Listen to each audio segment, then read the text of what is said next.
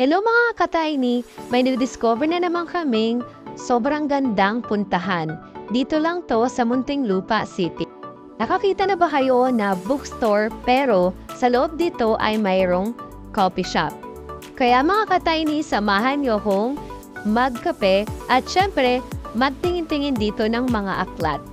Sobrang natuwa talaga ako, sobrang daming anime na aklat na gustong-gusto ko dito. Hindi lang yon, marami din ditong mga fictions na gusto nyo. At ang kagandahan pa nito, kapag nagpa-member ka sa kanila, makakamura ka pa.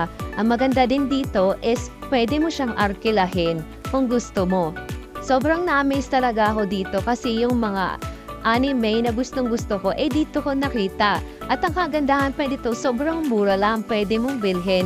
May mga ibang aklat naman na pinapa-arkila lang nila. Kaya ano pang hinihintay natin? Tara na dito sa Sandro's Noo.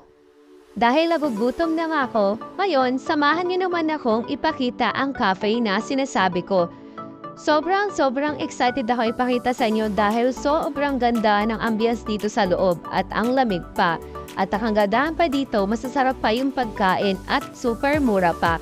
Ito nga yung area nila kung saan ka mag-o-order. Ang kagandahan pa sa kanila, pwede kang magbayad via GCash o cash. So, mayroon din silang codes na create better days. And ngayon nga, titikman ko na yung tinapay na in-order ko.